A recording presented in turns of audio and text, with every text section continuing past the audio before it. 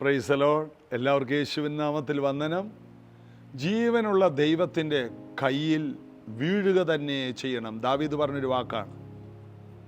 കാരണം ദാവീദ് ഒരു പാപം ചെയ്തപ്പോൾ അവൻ ദൈവത്തെ വളരെയധികം ഭയപ്പെട്ടു. ദൈവം അവനോടൊരു ചോദ്യം ചോദിച്ചു, ഞാൻ നിന്നെ ശിക്ഷിക്കാൻ പോവുകയാണ്.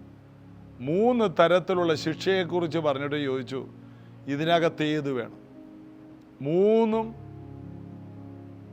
3 തരത്തിലുള്ള അടിയാണ്. പിള്ളേരുടെ ഭാഷയിൽ പറഞ്ഞാൽ, അതായത് വള്ളിച്ചൂരലിനടി വേണോ, ചെമ്പരത്തി വടി എന്ന് പറഞ്ഞ വടിയുണ്ട്, പണ്ടൊക്കെ ഞങ്ങളുടെയൊക്കെ വീട്ടിലുണ്ടായിരുന്നു. ചെമ്പരത്തി വടിക്ക് ഉള്ള അടി വേണോ, ഇല്ല ഇന്ന ചെടിയുടെ കമ്പ് കൊണ്ടുള്ള അടി വേണോ എന്ന് ചോദിക്കുന്ന പോലെ ദൈവം ചോദിച്ചു. 3 ശിക്ഷ, 3 കട്ടിയുള്ളതാണ്. ദാവീദ് അവിടെ പറയുന്നൊരു വാക്കാണ്, ജീവനുള്ള ദൈവത്തിൻ്റെ കയ്യിൽ വീഴുക തന്നെ ചെയ്യുക. ദൈവത്തിൻ്റെ കയ്യിലോട്ട് വീണു. എന്നിട്ട് ദൈവം അവനെ ശിക്ഷിച്ചു. കാരണം ഒരപ്പൻ മക്കളെ ശിക്ഷിക്കുന്നത് പോലെ ദൈവം ശിക്ഷിച്ചു. എന്നിട്ട് ദൈവം അവനെ അങ്ങോട്ട് അനുഗ്രഹിച്ചു. ഇതാണ് ക്രിസ്തീയ ജീവിതം. നമ്മുടെ ജീവിതത്തിൽ ദൈവം നമ്മുടെ പിതാവാണെന്ന് നമ്മൾ പറഞ്ഞില്ലേ? മക്കളായി തീർന്നു എന്ന് നമ്മൾ സ്വയം അവകാശവാദം മുഴക്കുന്നില്ലേ? മക്കളാണെങ്കിൽ അപ്പൻ്റെ ശിക്ഷ നിരസിക്കരുത്. ഒരു പിതാവ് ശിക്ഷിച്ച് വളർത്തുന്നത് പോലെ ദൈവം നമ്മെ ശാസിച്ചും സ്നേഹിച്ചും ശിക്ഷിച്ചും വളർത്തുവാൻ ദൈവത്തിൻ്റെ കൈകളിൽ നമ്മെ ഇന്നുവരെയും കൊടുത്തിട്ടുണ്ടോ? യേശുവിനെ കർത്താവായി സ്വീകരിച്ചു, നാം ദൈവത്തെ പിതാവെന്ന് വിളിക്കുന്നു.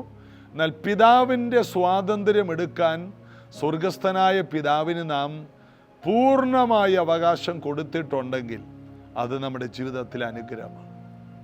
ദൈവം നമ്മെ ശാസിച്ചും ശിക്ഷിച്ചും വളർത്തുവാൻ അവൻ്റെ ബലമുള്ള കൈക്കീഴെ താണിരിക്കുന്നവരാണോ എങ്കിൽ നമ്മുടെ ജീവിതം അനുഗ്രഹമാകും. കർത്താവ് ഇന്നു മുതൽ ദൈവത്തിന് വിധേയപ്പെട്ട് ജീവിക്കുന്നവരായി തീരുവാൻ ദൈവം നമുക്ക് കൂടുതൽ കൃപ തരട്ടെ. കർത്താവിനെ ആരാധിപ്പാനും പാടാനും ഇനിയുള്ള ദിവസങ്ങൾ നമുക്ക് കൂടുതൽ കർത്താവ് അതിനുള്ള ബലം തരും. നമുക്ക് ചേർന്ന് പാടി യേശു കർത്താവിനെ പൂർണ്ണ ഹൃദയത്തോടെ ആരാധിക്കാം. യേശുവേ, നിൻ പാദം കുമ്പിടുന്നേ. യേശുവേ, നിൻ പാദം കുമ്പിടുന്നേ. യേശുവേ, നിൻ പാദം കുമ്പിടുന്നേ. നിസ്തുല സ്നേഹത്താലേ ക്രിസ്തുവേ എന്നെയും നീ. നിസ്തുല സ്നേഹത്താലേ ക്രിസ്തുവേ എന്നെയും നീ. നിൻ മകനാക്കുക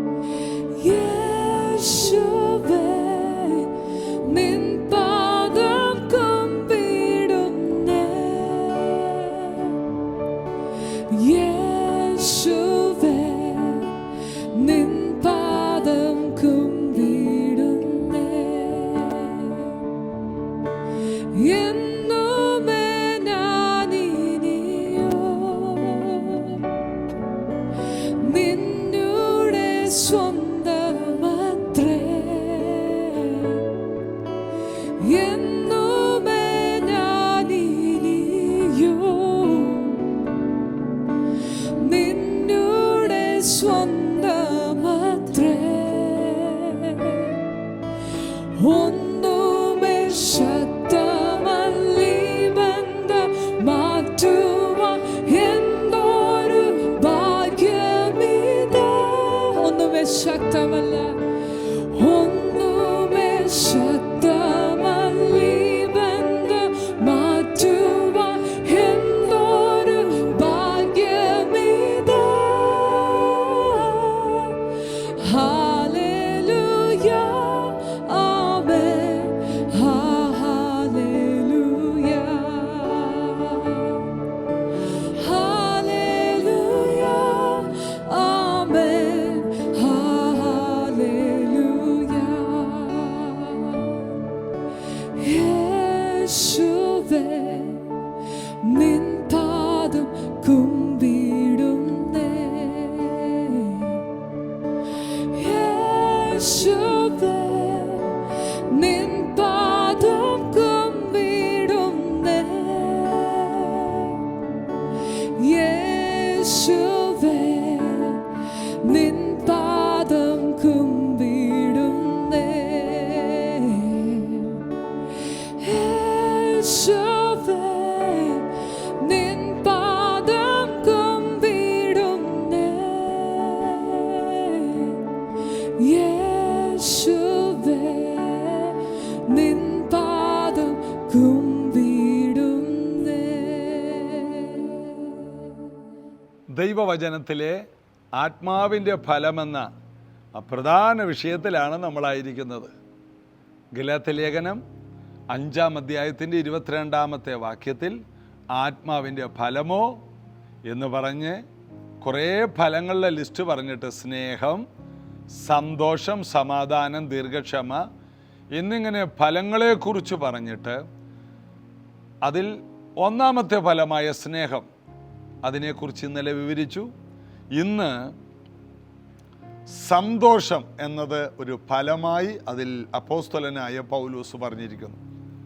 സന്തോഷം പ്രാർത്ഥനയുടെ മറുപടി കൊണ്ടും വാഗ്ദത്തങ്ങളുടെ നിവൃത്തി കൊണ്ടും ഒത്തിരി അനുഗ്രഹങ്ങൾ വരുന്നത് കൊണ്ട് നമ്മിലുണ്ടാകുന്ന ഒന്നല്ല. സന്തോഷം നമ്മുടെ ആത്മാവിലുള്ള ഒന്നാണ്. ഒന്നുകൂടി പറയാം, നന്മകൾ ലഭിക്കുമ്പോൾ, പ്രാർത്ഥനയ്ക്ക് മറുപടികൾ ലഭിക്കുമ്പോൾ നമ്മിലുണ്ടാകുന്നതും പിന്നത്തേതിൽ മാഞ്ഞു പോകുന്നതുമായ ഒന്നല്ല. ആത്മാവിൻ്റെ ഫലം, ആ വാക്കിൻ്റെ അർത്ഥം തന്നെ ആത്മാവിൽ നിന്ന് വരുന്ന ഫലമാണ്. യേശുവിൻ്റെ മറ്റൊരു വാക്കിൽ പറഞ്ഞാൽ വിശ്വസിക്കുന്നവൻ്റെ ഉള്ളിൽ നിന്ന് തിരുവെഴുത്ത് പറയുന്നത് പോലെ ജീവജലത്തിൻ്റെ നദികൾ ഒഴുകും. അപ്പോൾ സ്നേഹം ഒരു നദിയാണെങ്കിൽ സന്തോഷം ഒരു നദിയാണ്. അതിന് അവസാനമില്ല. നദിക്ക് ഒരിക്കലും അവസാനമില്ല. ഞായറാഴ്ച ആയതുകൊണ്ട് ഇന്ന് നദിയില്ല എന്ന് പറയാൻ പറ്റില്ല. ഹർത്താൽ ആയതുകൊണ്ട് നദി മുടക്കാണ് എന്ന് ഇതുവരെയും കേട്ടിട്ടില്ല. കോവിഡ് കാരണം നദികളെല്ലാം അടച്ചുപൂട്ടി എന്ന് ആരും ഇന്ന് വരെ വായിച്ചിട്ടില്ല. കാരണം നദിക്ക് ഒരിക്കലും അവസാനിക്കാൻ കഴിയില്ല, അതിന് തുടങ്ങാൻ മാത്രമേ കഴിയൂ. ഒന്നുകൂടി പറയാം, നദിക്ക് തുടങ്ങാൻ മാത്രമേ കഴിയൂ, അവസാനിക്കുവാൻ കഴിയില്ല. ഭൂമിയുള്ള കാലത്തോളം അത് ഒഴുകിക്കൊണ്ടേയിരിക്കും. ഇതുപോലെ ആത്മാവിൽ ജീവിക്കുന്നവൻ്റെ ഉള്ളിൽ നിന്ന് അവസാനിക്കാതെ ഒഴുകി ഒഴുകി മുന്നോട്ട് പോകേണ്ട ഒന്നാണ് സ്നേഹം. അടുത്തത് സന്തോഷം. സന്തോഷം നാം ഉണ്ടാക്കേണ്ടതല്ല, അത് ഉണ്ടായി വരുന്നതാണ്. ഒരു മാവിൽ മാങ്ങ ഉണ്ടാക്കുന്നതല്ല, മാവിൽ മാങ്ങ ഉണ്ടായി വരുന്നതാണ്. ഒരു പ്ലാവിൽ ചക്ക ഉണ്ടായി വരുന്നതാണ്. അത് നമ്മൾ ഉണർന്നും ഉറങ്ങിയും മുന്നോട്ട് പോകുമ്പോൾ ചില ദിവസങ്ങൾ കഴിയുമ്പോൾ ഇത് വളർന്ന് വളർന്ന് വളർന്ന് വലിയ ഫലമായി തീരുന്നു. സമയമെടുത്ത് വളരുന്ന ഒന്നാണ് ഓരോ ഫലങ്ങൾ. ഇതുപോലെ നമ്മിൽ നിന്ന്, നമ്മുടെ ഉള്ളിൽ നിന്ന് പുറത്തേക്ക് വരുന്ന ഒന്നാണ് എന്ത്? സന്തോഷം. സന്തോഷം മറ്റുള്ളവരിൽ നിന്ന് കിട്ടാൻ നോക്കി നടക്കുന്നവരുണ്ട്. അത് ലോകം. എന്നാൽ സന്തോഷം നമ്മിൽ നിന്ന് തന്നെ ഒഴുകി നമ്മെ മൂടുന്ന ഒന്നാണ് സന്തോഷം. അതുകൊണ്ട് പൗലോസ് ഫിലിപ്പിയ ജയിലിനകത്തിരുന്ന് എഴുതിയ ഫിലിപ്പിയ ലേഖനത്തിൽ എല്ലാ അധ്യായത്തിലും പറയുന്നു, സന്തോഷിപ്പേൻ സന്തോഷിപ്പേൻ എന്ന് ഞാൻ പിന്നെയും നിങ്ങളോട് പറയുന്നു. എപ്പോഴും സന്തോഷിപ്പേൻ. അത് നമ്മിലുള്ളത് കൊണ്ടാണ്. നമ്മൾ അത് മറ്റുള്ളവരിൽ നിന്ന് കാത്തിരിക്കുന്നതാണ് നമ്മുടെ ജീവിതത്തിലെ ഏറ്റവും വലിയ അപകടങ്ങൾക്ക് കാരണം. മറ്റുള്ളവരിൽ നിന്ന് സന്തോഷം പ്രതീക്ഷിക്കുന്നു. എൻ്റെ ഭാര്യയിൽ നിന്ന് എനിക്ക് സന്തോഷമില്ല, എൻ്റെ ഭർത്താവിൽ നിന്ന് വേണ്ടത്ര സന്തോഷം കിട്ടുന്നില്ല, പിള്ളേരെ വളർത്തി വലുതാക്കി അവരിൽ നിന്ന് സന്തോഷമില്ല, മോൻ്റെ കല്യാണം ഒന്ന് കഴിഞ്ഞ് മരുമോളൊന്ന് വരുമ്പോൾ സന്തോഷിക്കാമെന്ന് വിചാരിച്ചു, അത് നടന്നിട്ടില്ല, കൊച്ചുമക്കൾ ജനിച്ചപ്പോൾ കൊച്ചുമക്കളിൽ നിന്ന് നമുക്ക് വേണ്ട രീതിയിൽ സന്തോഷം കിട്ടുന്നില്ല. ഇങ്ങനെയുള്ള വർത്തമാനങ്ങളുടെ നാട്ടിലാണ് നമ്മൾ, അവരുടെ ഇടയിലാണ് ജീവിക്കുന്നത്. അത് ജഡീക മനുഷ്യൻ മറ്റുള്ളവരിൽ നിന്ന് സന്തോഷം കാത്തിരിക്കുന്നു. എന്നാൽ ആത്മമനുഷ്യൻ സന്തോഷത്തിൻ്റെ നദിയെ ഒഴുക്കുന്നു. നമ്മിലുള്ള ഒരു നദിയാണ് സന്തോഷം. നമ്മിൽ നിന്ന് പുറത്തേക്ക് ഒഴുകേണ്ടതാണ് സന്തോഷം.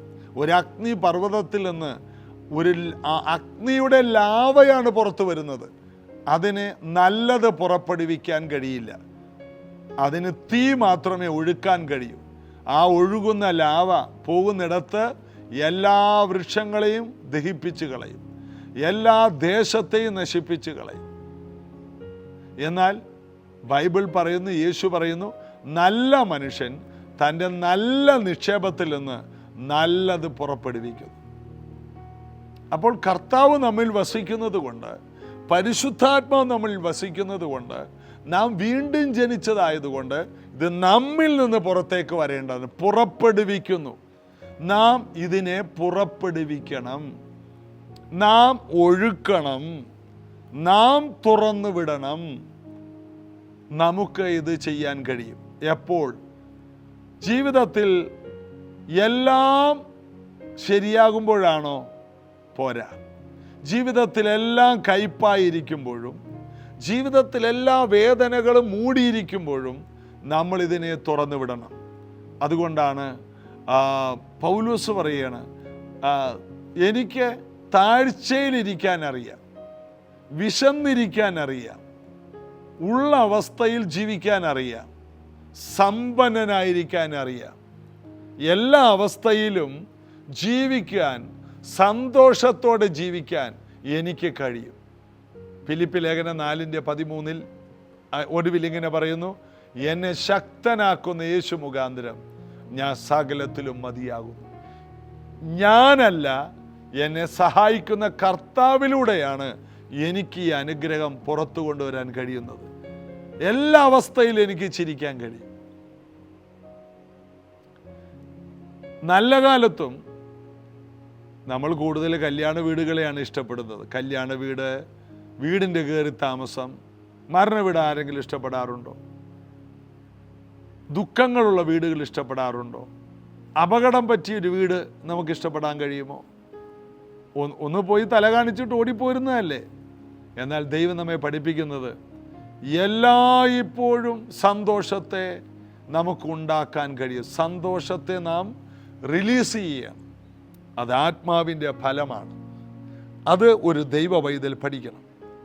നെഹമ്യാവിൻ്റെ പുസ്തകം 8-ാം അധ്യായത്തിൻ്റെ 10ാം വാക്യത്തിൽ പറയുന്നത്, നിങ്ങൾ ഇന്ന് കരയല്ലേ. ലീഡർഷിപ്പിലുള്ളവർ പറയുകയാണ്, ജനങ്ങൾ ബൈബിൾ വായിച്ചിട്ട് കരഞ്ഞുപോയി. ന്യായപ്രമാണം വായിച്ച് കേട്ടപ്പോൾ ജനങ്ങളെല്ലാം കരഞ്ഞുപോയി.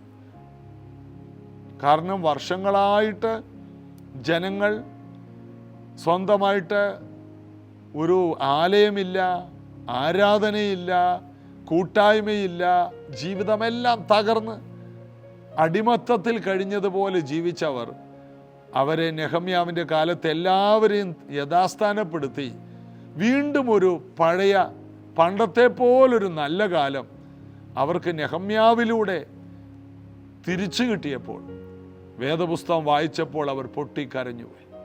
ആ കരച്ചിൽ വലിയ കരച്ചിലാണ്. കൂട്ടമായി അന്ന് യെരുശലേമിലുണ്ടായ മുഴുവൻ ജനങ്ങൾ വാവിട്ട് നിലവിളിച്ചു.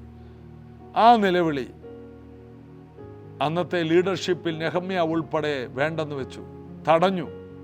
നിങ്ങൾ കരയരുത്, നിങ്ങൾ സന്തോഷിക്കണം. അടുത്തത്, യഹോവയിങ്കിലെ സന്തോഷം നമ്മുടെ ബലമാണ്. അവിടെ പറയുന്ന വാക്കാണ് സന്തോഷം നമ്മുടെ ബലമാണ്. നാം ബലപ്പെടുന്നത് എപ്പോഴാണെന്നറിയാമോ? സന്തോഷിക്കുമ്പോൾ. ഹൃദയം തകർന്നിരിക്കുന്ന സമയത്ത് നമ്മൾ ഏറ്റവും ബലഹീനരാണ്. ഭയപ്പെട്ടിരിക്കുമ്പോൾ നമ്മൾ ഏറ്റവും ബലഹീനരാണ്. ദേഷ്യമുള്ളപ്പോൾ നമ്മൾ ഏറ്റവും ബലഹീനരാണ്. നിരാശയുള്ളപ്പോൾ നാം ഏറ്റവും ബലഹീനരാണ്. എന്നാൽ സന്തോഷമുള്ളപ്പോൾ നാം ഏറ്റവും ശക്തരാണ്. ഈ സത്യങ്ങൾ വേദപുസ്തകം നമുക്ക് തരുന്നു. നാം സന്തോഷിക്കുമ്പോൾ. അതുകൊണ്ട് ലോകം മുഴുവനും എന്നെ ദുഃഖിപ്പിക്കാൻ, എന്നെ നിരാശപ്പെടുത്തുവാൻ, എന്നെ നിന്ദിക്കാൻ, എന്നെ അവഗണിച്ച് ഒറ്റപ്പെടുത്താൻ നോക്കിയാലും ഞാനാണ് തീരുമാനമെടുക്കേണ്ടത്. ഇത് കർത്താവ് ഉണ്ടാക്കിയ ദിവസം. ഇന്ന് ഞാൻ സന്തോഷിച്ച് ആനന്ദിക്കും. ഓരോ ദിവസവും പ്രഭാതത്തിൽ എഴുന്നേറ്റിട്ട് ഇതേ ചിന്തിക്കാവൂ, ഇത് കർത്താവ് ഉണ്ടാക്കിയ ദിവസം. ഒരു ദിവസം പോലും പിശാച് ഉണ്ടാക്കിയിട്ടില്ല. പിശാച് ഉണ്ടാക്കിയ ഒരു ദിവസമുണ്ടെങ്കിൽ അത് കരയാനുണ്ടാക്കിയ ദിവസമായിരിക്കും. പിശാച് ഉണ്ടാക്കിയ ദിവസം കരയാനുള്ളതാണ്. എന്നാൽ ദൈവം ഉണ്ടാക്കിയ ദിവസം സന്തോഷിച്ച് ആനന്ദിച്ച് ആർക്കുവാനുള്ളതാണ്. ഒരു ചോദ്യം, ദൈവമുണ്ടാക്കിയ ദിവസത്തിൽ പിശാച് ഉണ്ടാക്കുന്ന സങ്കടങ്ങൾ നമ്മൾ എന്തിനാണ് ഏറ്റെടുക്കുന്നത്? പിശാചിൻ്റെ ചരക്കിടാനുള്ള കുപ്പത്തൊട്ടിയല്ല നമ്മുടെ ശരീരം. ദുഃഖം, നിരാശ, ആവലാതി, വേവലാതി, ഇതെല്ലാം പിശാചിൻ്റെ ചരക്കാണ്. ഈ ചരക്കിറക്കി വെക്കുന്ന സ്ഥലമല്ല ഒരു ദൈവ പൈതലിൻ്റെ ജീവിതം. ഓരോ ദിവസവും കർത്താവ് ഉണ്ടാക്കിയ ദിവസം. ഓരോ ദിവസവും നാം ചിരിക്കണം, തമാശ പറയണം, ഉറക്കെ ചിരിക്കണം. ഒരു ദേവദാസി, ജോയ്സ് മേയർ എന്ന ദേവദാസി പറഞ്ഞത്, എനിക്ക് വയറ് കുലുങ്ങി ചിരിക്കണമെന്ന്, എന്നാലേ ഞാൻ ഫ്രീ ആകുള്ളൂ. അപ്പോൾ വയറുണ്ടെങ്കിലേ കുലുങ്ങാൻ പറ്റുള്ളൂ. മലയാളിക്ക് അത് എളുപ്പമായിരിക്കും, കാരണം ആവശ്യത്തിന് വയറുണ്ടല്ലോ. വയറ് കുലുക്കി ചിരിക്കണമെന്ന്. ചിരിക്കുക, അത് നമ്മുടെ ശരീരത്തിന്, മനസ്സിന്, ആത്മാവിന് ഫലമാണ്. അപ്പോൾ ദൈവം നമുക്ക്, നാം ബലപ്പെടാൻ വെച്ചിരിക്കുന്നത് എന്താണ്? സന്തോഷമാണ്. അതുകൊണ്ട് എനിക്കൊരു സന്തോഷകാലം ഉണ്ടാകും, എൻ്റെ കുഞ്ഞുങ്ങൾക്കൊക്കെ ഒരു ജോലിയാകും, എൻ്റെ വീടിൻ്റെ പണി പൂർത്തിയാകും, വാടക വീടൊക്കെ മാറും, കറണ്ട് ബില്ലൊക്കെ അടക്കാനും കുഞ്ഞുങ്ങൾക്ക് ചെലവിന് ആവശ്യം പോലെ കൊടുക്കാൻ, ഉടുപ്പൊക്കെ മേടിച്ചു കൊടുക്കാനൊക്കെ നല്ല കാലം വരുമ്പോൾ സന്തോഷിക്കും. ഇല്ല, നിങ്ങൾക്കൊരു അങ്ങനൊരു നല്ല കാലം വന്നാലും നിങ്ങൾ സന്തോഷിക്കില്ല. അന്ന് വേറെ കാര്യം പറഞ്ഞ് പിണങ്ങും, നിരാശപ്പെട്ടിരിക്കും. സന്തോഷിക്കുക എന്നുള്ളത് പുറമേ നിന്ന് അകത്തോട്ട് വരുന്നതല്ല. സന്തോഷം എന്നുള്ളത് നമ്മുടെ അകത്ത് നിന്ന് പുറത്തേക്ക് പോകുന്നതാണ്. അത് വീടിൻ്റെ അവസ്ഥ മുഴുവൻ ശോചനീയമാണെങ്കിലും ആ വീടിൻ്റെ അന്തരീക്ഷത്തെ മാറ്റിമറിക്കുന്ന ഒരു ബലത്തെ നമുക്ക് റിലീസ് ചെയ്യാൻ കഴിയും. അത് സന്തോഷമാണ്. ചിരിക്കാത്തവരെ ചിരിപ്പിക്കുക, കരയുന്നവരെ കരച്ചിൽ നിർത്തിക്കുക. ഇത് ദൈവം നമുക്ക് തന്ന ബ്ലെസ്സിങ് ആണ്. ഇതൊരു അഭിഷേകമാണെന്ന് അറിഞ്ഞാലോ, ദൈവം നമുക്ക് തന്നിരിക്കുന്ന അഭിഷേകമാണ്. യെശയ്യാവ് 61 പറയുന്നു, ഹൃദയം തകർന്നവരെ മുറിവ് കെട്ടുവാനും തടവുകാർക്ക് വിടുതലും ബദ്ധന്മാർക്ക് സ്വാതന്ത്ര്യം അറിയിപ്പാനും യഹോവയുടെ പ്രസാദ വർഷവും നമ്മുടെ ദൈവത്തിൻ്റെ പ്രതികാര ദിവസവും പ്രസിദ്ധമാക്കാൻ ദുഃഖിതന്മാരെയൊക്കെ ആശ്വസിപ്പിക്കുവാനും സിയോനിലെ ദുഃഖിതന്മാർക്ക് വെണ്ണീറിന് പകരം ചാരത്തിന് പകരം അലങ്കാരമാലയും ദുഃഖത്തിന് പകരം, ദുഃഖിതന്മാർക്ക് വെണ്ണീറിന് പകരം അലങ്കാരമാല, ദുഃഖത്തിന് പകരം ആനന്ദ തൈലം, ഇനി വിഷണ്ണ മനസ്സിന് പകരം. അപ്പൊ എന്താ പകരം കൊടുക്കുകയാണ്? എന്താ? സ്തുതി എന്ന മേലാടയും കൊടുപ്പാനും അവൻ എന്നെ അയച്ചിരിക്കുന്നു. യേശു കർത്താവിൻ്റെ വരവിനെ കുറിച്ച് യെശയ്യാ പ്രവാചകൻ 800 വർഷം മുമ്പ് പറയുകയാണ്, യേശു വരുമ്പോൾ കൊണ്ടുവരുന്നത് സന്തോഷമാണ്, ആനന്ദ തൈലമാണ്, ഇതൊരു അഭിഷേകമാണ്. അപ്പോൾ യേശു അഭിഷേകം പ്രാപിച്ചപ്പോൾ യേശുവിൽ ഉണ്ടായിരുന്ന തൈലം ആനന്ദ തൈലമാണ്. അതിൻ്റെ അർത്ഥം പരിശുദ്ധാത്മാവിനെ ഒരാൾ പ്രാപിക്കുമ്പോൾ ആ വ്യക്തി സന്തോഷം കൊണ്ട് നിറഞ്ഞ വ്യക്തിയാണ്. ദുഃഖമെന്ന് പറയാം, ഇന്നുള്ള ദൈവസഭകളിൽ പരിശുദ്ധാത്മാവിനെ പ്രാപിച്ചു എന്ന് പറയുന്നവരുടെ മുഖത്തോട്ട് നോക്കിയാൽ ഒന്നേ നോക്കുള്ളൂ. അതിനേക്കാൾ ഭംഗിയാണ് ശവപ്പെട്ടിയിൽ ആ മൂക്കി പഞ്ഞി വെച്ച് കിടക്കുന്ന ആളെ നോക്കാൻ. പിന്നെയും വൃത്തിയായിട്ട് മുഖത്തിനൊരു വൃത്തിയുണ്ട്. ഇത്രയും ഗൗരവമുള്ള, ഇത്രയും വിഷാദമുഖമുള്ള, ഇത്രയും ദുഃഖമുഖമുള്ള വ്യക്തികൾക്ക് എങ്ങനെ സമൂഹത്തെ രൂപാന്തരപ്പെടുത്താൻ പറ്റും? സമൂഹത്തിൻ്റെ രൂപാന്തരം നമ്മുടെ സന്തോഷമാണ്. യഹോവയെങ്കിലെ സന്തോഷമാണ് നമ്മുടെ ബലം. സന്തോഷിക്കാത്ത ഒരു വ്യക്തിയുടെ അടുക്കലേക്ക് ആരും വരില്ലെന്ന് മാത്രമല്ല, എൻ്റെ പ്രത്യേകം ഉപദേശമാണ്, സന്തോഷിക്കാത്തവരുടെ അടുക്കലേക്ക് പോകരുത്. സന്തോഷിക്കുന്നവർ, അവർ മറ്റുള്ളവർക്ക് സന്തോഷം, കവിഞ്ഞൊഴുകുന്ന സന്തോഷം പകർന്നു കൊടുക്കുന്നവരായി മാറും. നമ്മെ ദൈവം തിരഞ്ഞെടുത്തത് ആത്മാവിൻ്റെ ഫലം പുറപ്പെടുവിക്കാൻ, സന്തോഷമെന്ന ഫലം. യേശു ഫലം തിരഞ്ഞു വന്നു, ആ അത്തിയിൽ ഫലം കണ്ടില്ലെന്ന്. അതിന് ഉടനെ യേശു അത്തിയെ ശപിച്ചു. ഫലം തിരഞ്ഞു. ദൈവം നമ്മിൽ സന്തോഷത്തിൻ്റെ ഫലം തിരഞ്ഞു വരുമ്പോൾ സന്തോഷത്തിൻ്റെ ഫലം കണ്ടില്ലെങ്കിലോ? യേശു തിരയുകയാണ് നമ്മിൽ നിന്ന് സന്തോഷം. അതിൻ്റെ അർത്ഥം, എങ്ങനെയുണ്ട് ബ്രദറെ, എങ്ങനെയുണ്ട് സിസ്റ്ററെ എന്ന് പറയുമ്പോൾ, ചോദിക്കുമ്പോൾ അതിന് കഷ്ടപ്പാടും ദുരിതമാണെന്നല്ല, കർത്താവിൻ്റെ കൃപയാൽ ഞങ്ങൾ ജയോത്സവമായി നടത്തുന്നു. 1 രൂപ പോക്കറ്റിലില്ല, എന്നിട്ട് കർത്താവ് ഞങ്ങളെ നടത്തുകയാണ്. കോവിഡ് കാലത്ത് എല്ലാവരും പറഞ്ഞൊരു വാക്കതാണ്, ഒരു വരുമാനവുമില്ല, എങ്കിലും ദൈവം നടത്തുന്നു. കോവിഡ് കഴിഞ്ഞപ്പോഴും ഇതൊക്കെ തന്നെ. വരുമാനം ഉണ്ടായിട്ടല്ല, ദൈവം കൂടെയുണ്ട്. വിളിച്ചവൻ വിശ്വസ്തൻ, അവൻ ഞങ്ങളെ ജയോത്സവമായി നടത്തും. ചോദിച്ചതിലും നനച്ചതിലും അത്യന്തപരമായി നടത്തും. ഇങ്ങനെയുള്ള 2-3 വാക്യം പറഞ്ഞു കഴിയുമ്പോൾ തന്നെ അവിടെ ഒരു സന്തോഷത്തിൻ്റെ അന്തരീക്ഷം ഉണ്ടാകുന്നില്ലേ? ഒരു ചിരി ഉണ്ടാക്കാൻ നമുക്ക് കഴിയണം. ദൈവം അബ്രഹാമിന് ഒരു ചിരി ഉണ്ടാക്കി. 25 വർഷം അവൻ കാത്തിരുന്നു. എന്നാൽ ദൈവം അബ്രഹാമിന് കൊടുത്ത ചിരി വർദ്ധിച്ച് വർദ്ധിച്ച് വർദ്ധിച്ച് ആകാശത്തിലെ നക്ഷത്രങ്ങളെ പോലെ വർദ്ധിച്ചു. ദൈവമുണ്ടാക്കുന്ന ചിരി അത് നിലനിൽക്കും, വർദ്ധിച്ചു വരും. എന്നാൽ മനുഷ്യനുണ്ടാക്കുന്ന ചിരി അത് വളർന്നു വരില്ല. ആത്മാവിൻ്റെ ചിരി, ദൈവം തരുന്ന ചിരി, അഭിഷേകത്തിൻ്റെ ചിരി അത് നിലനിൽക്കുകയും വർദ്ധിച്ചു വരികയും ചെയ്യും. അതുകൊണ്ട് കർത്താവിൻ്റെ മക്കളെന്ന നിലയിൽ നമ്മുടെ സന്തോഷത്തെ നാം ആയിരങ്ങൾക്ക് റിലീസ് ചെയ്യുവാൻ കഴിയുന്നവരായിരിക്കണം. പ്രാർത്ഥിക്കാം.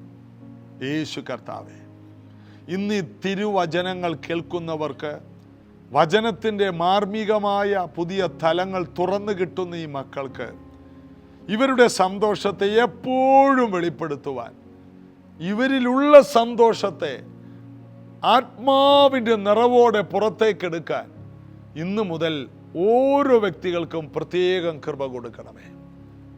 കഷ്ടകാലത്തും നല്ല കാലത്തും എല്ലാ കാലത്തും സന്തോഷിച്ച് തുള്ളിച്ചാടുന്ന ആത്മാവിൻ്റെ ഫലമുള്ള വ്യക്തികളായി ഓരോരുത്തരും മാറട്ടെ.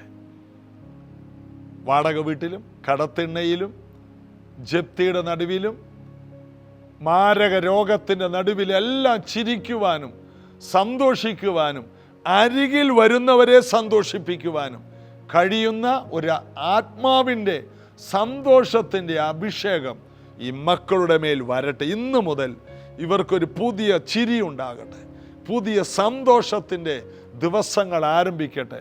എല്ലാ സമയങ്ങളിലും സന്തോഷിക്കുന്ന ഒരു ഫലം പുറപ്പെടുവിക്കുന്ന വ്യക്തികളായി ഓരോരുത്തരും തീരട്ടെ. വീടുകളിൽ സന്തോഷ നദി ഒഴുകട്ടെ, സന്തോഷ റിലീസാകട്ടെ. എല്ലാ നിരാശയുടെ അന്തരീക്ഷവും വീടുകൾ വിട്ട് പുറത്തു പോകട്ടെ. സന്തോഷത്തെ കെടുത്തുന്ന എല്ലാ അന്തരീക്ഷങ്ങളും മാറട്ടെ. പരിശുദ്ധാത്മാവിൻ്റെ സന്തോഷം. ധാന്യവും വീഞ്ഞു വർദ്ധിച്ചപ്പോൾ അവർക്കുണ്ടായതിലും ലോകത്തിനുണ്ടായതിലും അധികം സന്തോഷം ഞങ്ങളുടെ ഉള്ളിൽ ഉള്ളത് മറ്റുള്ളവരിലേക്ക് റിലീസ് ചെയ്യുവാൻ ഞങ്ങളെ സമർപ്പിക്കും. ഈ മക്കൾ അനുഗ്രഹിക്കപ്പെടട്ടെ. യേശുവിൻ നാമത്തിൽ പിതാവേ, ആമേൻ. യേശു കർത്താവിൻ്റെ സന്തോഷം കൊണ്ട് നമുക്ക് നിറയാം. കർത്താവിൽ എപ്പോഴും നമുക്ക് സന്തോഷിക്കാം. നാളെ അടുത്ത ആത്മാവിൻ്റെ ഫലത്തിൻ്റെ സന്ദേശം കേൾക്കാൻ ഒരുമിച്ച് കൂടാം. God bless you.